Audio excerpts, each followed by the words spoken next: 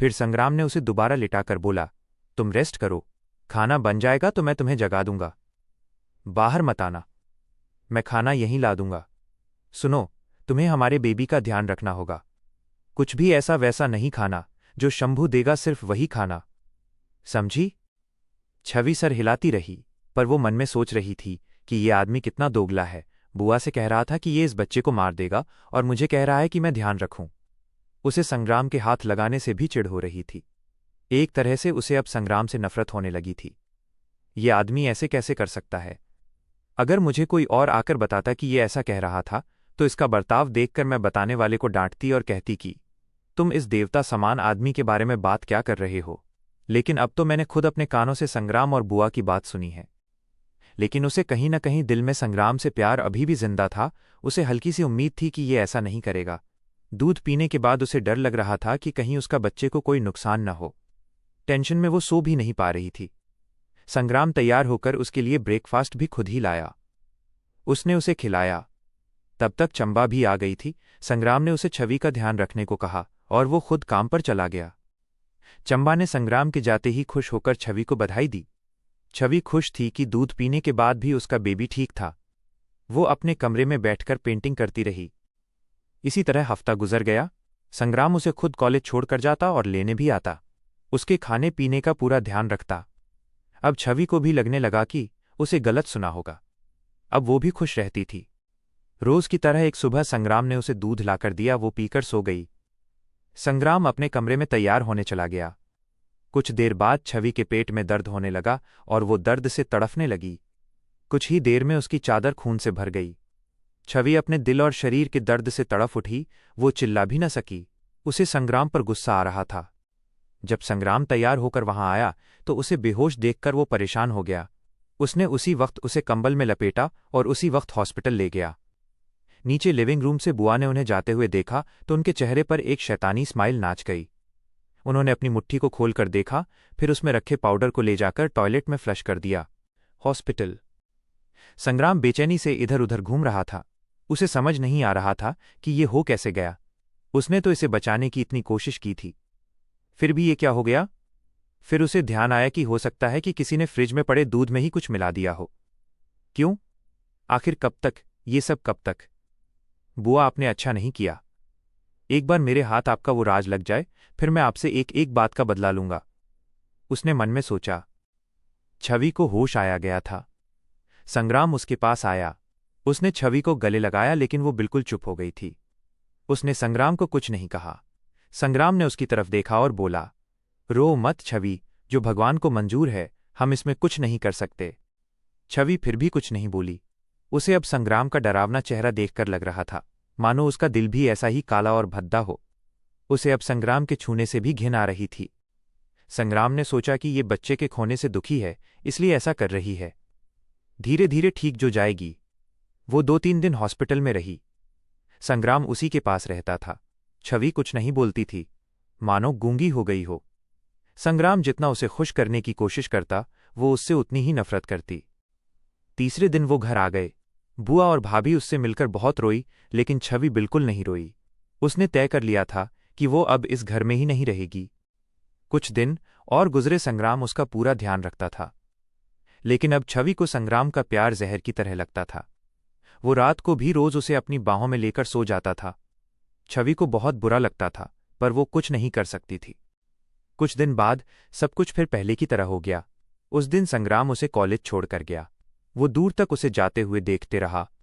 वो कॉलेज में आई तो उसकी हालत देखकर मीना और सहस भी हैरान हो गया। सर आ गए तो मीना अपनी सीट पर चली गई। सहस ने पूछा, ये क्या हाल बना लिया है? क्या हुआ है? सहस, क्या तुम मुझे यहां से कहीं दूर भेज सकते हो, जहां संग्राम मुझे ढूंढ न पाए? मैं उससे दूर जाना चाहती हूं, छवि ने कहा। सर बोल रहे, ये उस पर छवि बोली बहुत धीरे थी, इसलिए सहस ने सुना ही नहीं था। उसने पूछा, कुछ कहा तुमने? नहीं, कुछ खास नहीं। उसने कुछ सोचकर मना कर दिया। फिर लंच टाइम में उसने सहस और मीना को कहा, मेरी तबीयत ठीक नहीं लग रही, मैं घर जा रही हूं। मैं छोड़कर आऊं? सहस से पूछा। नहीं, मैंने संग्राम से बात की थी, वो कह रहे थे टैक्सी करके आ जाना। तुम जाना चाहते हो तो बाहर तक छोड़ आओ। मैं टैक्सी करके चली जाऊंगी, कहकर वो बाहर को चल दी। वो दोनों उसे बाहर गेट तक छोड़ने आए।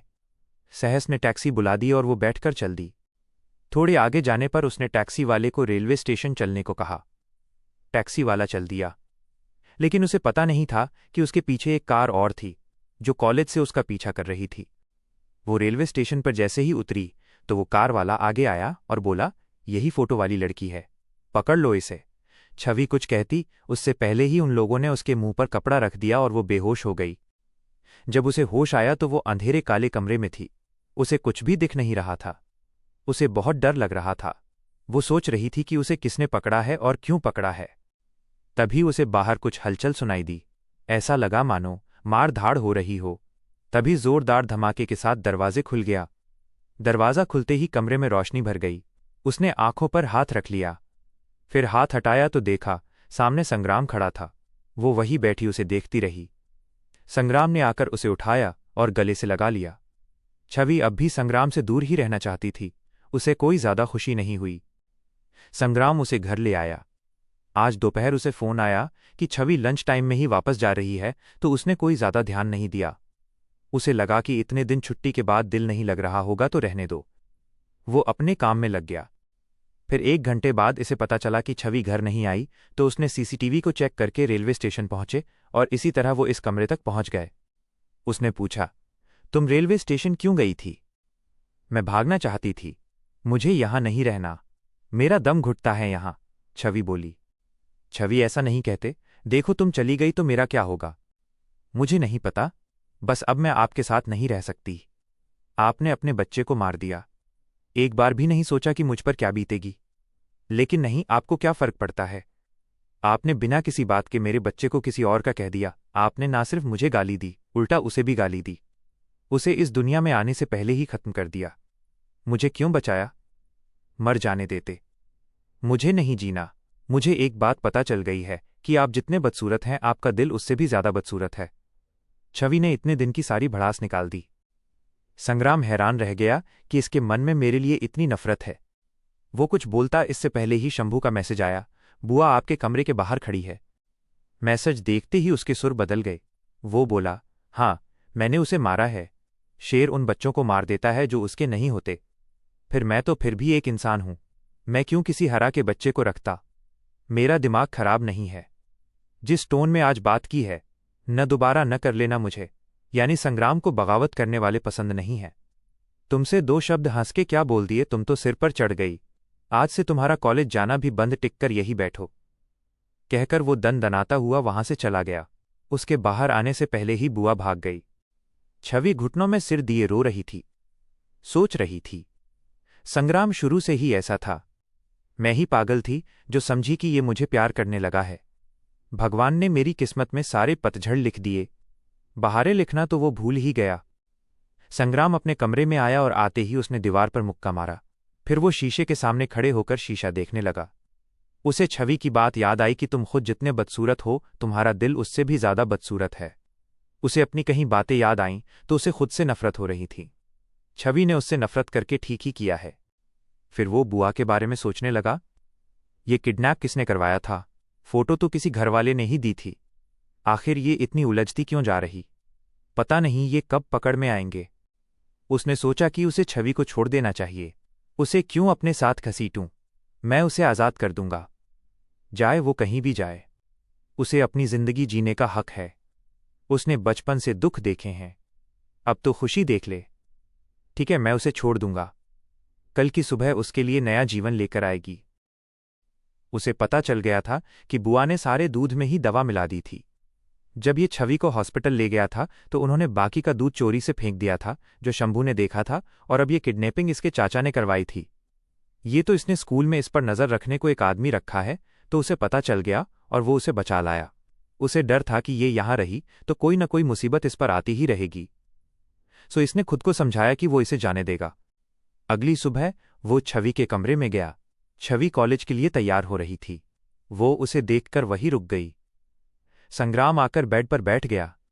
फिर हौसला करके बोला, छवि, मैंने तुम्हारी रात की बातों पर विचार किया और बहुत सोचने के बाद मैंने तय किया कि मैं तुम्हें छोड़ दूंगा। मैं मानता हूं कि मेरी वजह से तुम्हें बहुत तकलीफ हुई है, लेकिन ये भी सच है कि मैं तुम्हें बहुत चाहता हूं। मैं तुम्हें इस तरह दुखी नहीं देख सकता और न ही तुम्हारी ये नफरत सह सकता हूं। मैं अपने प्यार के खातिर तुम्हें आज़ाद करता हूं। तुम कल कहीं जाना चाहती थी, जाओ जहां जाना चाहती हो जाओ। मैं तुम्हें खुद छोड़कर आऊंगा। ये लो, इसमें बहुत पैसे हैं, ये तुम अपने पास रखना। इसका पासवर्ड ये रहा, याद रखना। सूटकेस में कपड़े डाल लो। मैं सबसे कह दूंगा कि तुम अपने घर जा रही हो। अगर मुझे बताना नहीं चाहती तो मैं तुम्हें रेलवे स्टेशन छोड़ आऊंगा। फिर जहां जाना हो चली जाना। पर ध्यान से, कल की तरह कोई मुसीबत। ये फ़ोन में सबसे पहले मेरा नंबर है। जब भी कोई ज़रूरत पड़े तुम फ़ोन कर देना। कहकर उसने उसे एक कार्ड और उसका फ़ोन उसे दे दिया। आप मुझे रेलवे स्टेशन छोड़ दीजिएगा। मेरी एक फ्रेंड थी, उसकी शादी मना ली हुई है, मैं उसी के पास जाऊंगी। छवि बोली, ठीक है, मैं खुद तुम्हें मनाली छोड़कर आऊंगा। मैं नहीं चाहता कि तुम गलत हाथों में पड़ो। तुम अपनी फ्रेंड के घर चली जाओगी तो मैं वापिस आ जाऊंगा। तुम्हारी कसम। तुम मना मत करना। पहले नाश्ता कर लो। कहकर वो उसे नीचे ले आया।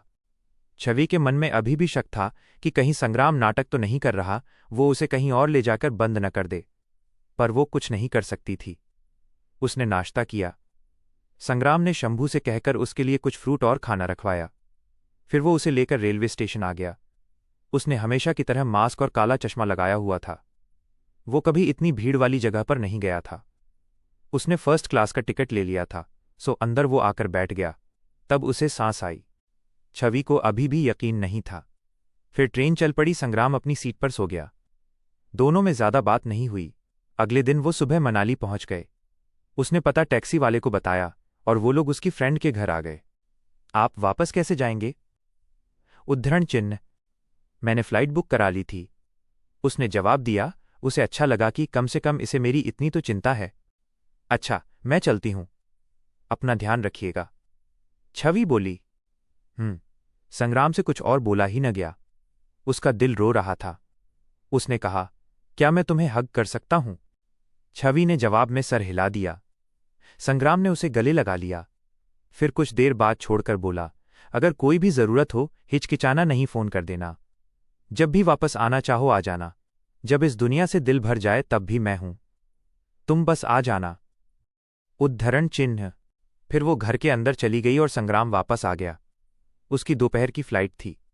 वो कार में बैठकर भी उन रास्तों को देखता रहा। उसने समय पर फ्लाइट ले ली। छवि जब लिखे हुए पते को देखा और बैग में रख लिया। इस जगह पर एक स्कूल में ड्राइंग टीचर की जरूरत थी। ये उस कारण यहां आई थी। इसे ये भी नहीं पता था कि उसे वहां काम मिले या न मिले।